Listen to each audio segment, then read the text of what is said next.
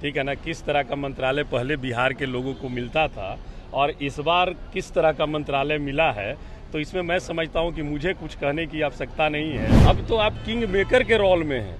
अगर अभी भी आप बिहार को विशेष राज्य का दर्जा दिलाने में कामयाबी हासिल नहीं करते हैं, तो इसका मतलब तो यही हो जाएगा कि 10 साल जुमले की सरकार चली, आप भी जुमलेबाजी कर रहे हैं। धन्यवाद आप सभी लोगों के साथ साथ हमारे क्षेत्रवासियों को भी धन्यवाद। मंत्रिमंडल का विस्तार हो गया, कैसे देख रहे हैं आप इसे? देखिए, मंत्रिमंडल का विस्तार नहीं बल्कि सरकार बन गई है और निश्चित तौर पर ये हम जरूर कहेंगे कि इस बार सरकार में बिहार का अहम रोल है। मतलब कह सकते हैं कि बिहार जो हमारा है किंग मेकर के रोल में है। तो बिहार को तो बहुत सारी आशाएं हैं लगी हुई कि जो माननीय हमारे बिहार के जो सर्वे सर्वा माननीय जो मुख्यमंत्री जी हैं, उनका सपना रहा है कि बिहार को विशेष राज्य का दर्जा दिलाने का। तो अब तो मैं समझता हूं कि वो बिहार को विशेष राज्य का दर्जा मिल जाना चाहिए। जातीय गणना कराने का देश में है, जातीय गणना हो जानी चाहिए।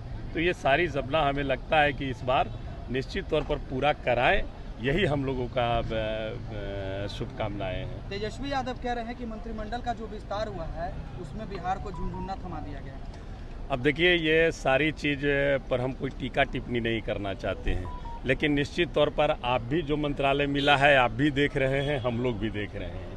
ठीक है ना, किस तरह का मंत्रालय पहले बिहार के लोगों को मिलता था और इस बार किस तरह का मंत्रालय मिला है, तो इसमें मैं समझता हूं कि मुझे कुछ कहने की आवश्यकता नहीं है। बिहार की आवाम पूरी तरह से देख रही है इस चीज। आपने विशेष राज्य के दर्जे की बात कही, क्या लगता है कि इस सरकार में विशेष राज्य भाई मिलना चाहिए ना, मिलना चाहिए। बिहार की जो स्थिति है, पिछड़ापन की जो स्थिति है और जो माननीय मुख्यमंत्री नीतीश कुमार जी का ये सपना है, तो अब नहीं पूरा होगा तक कब पूरा होगा भाई? अब तो आप किंग मेकर के रोल में हैं। अगर अभी भी आप बिहार को विशेष राज्य का दर्जा दिलाने में कामयाबी हासिल नहीं करते हैं, तो इसका मतलब तो यही हो जाएगा कि 10 साल जुमले की सरकार चली, आप भी जुमलेबाजी कर रहे थे। तेजस्वी की ज़्यादा दिन तक सरकार नहीं चली। देखिए, माननीय हमारे नेता हैं और निश्चित तौर पर उनका दूरदृष्टि है। जब वो कह रहे हैं तो कहीं ना कहीं पर उस तरह की बातें तो जरूर नज़र आ रही होगी। और मैं तो कहता हूं कि सरकार का गठन हुआ, मंत्रिमंडल का शपथ ग्रहण होने के पहले ही कितने मंत्री तो वहां इस्तीफा दे दिए, 1-2 मंत्री पोर्टफोलियो के चलते। सब कुछ आप देख रहे हैं। उस पर लोकसभा का चुनाव संपन्न हो गया, अब आगे विधानसभा का चुनाव है। तेजस्वी यादव का कहना है कि 25 में हमारी सरकार निश्चित तौर पर तेजस्वी यादव पर बिहार की आवाम विश्वास कर रही है और जो सच्चाई है, जो सच के लिए वो काम करते हैं।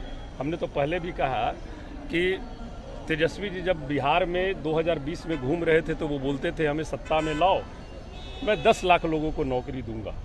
सत्ता में नहीं आए, वो विपक्ष में बैठे, लेकिन पुनः जब सत्ता में आने का अवसर प्राप्त हुआ तो यही गांधी मैदान में उन्होंने शपथ ग्रहण ली और कहा कि मैं सरकार में आ गया हूँ, 10 लाख लोगों को नौकरी मैं दूंगा।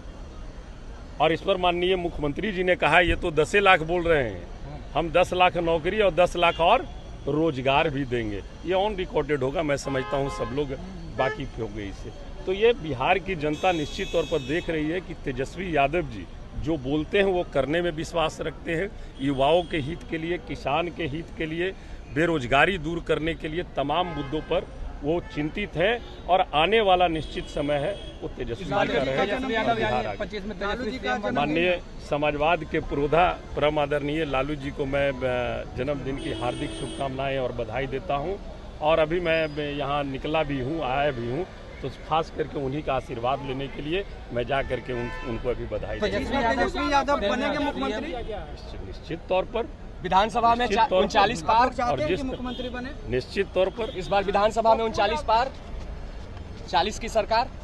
देखिए, विधानसभा में 243 सीट में आप हम लोग आंकड़ों की गिनती नहीं करते, हम लोग काम करने वाले लोग हैं। और जो जैसे इस बार भी लोकसभा में भी महागठबंधन को जो बिहार की आवाम ने जो भी संख्या दी, उस पर निश्चित तौर पर हम धन्यवाद देना चाहेंगे बिहार के आवाम को। और जो हम लोगों का मिशन है कि हम आवाम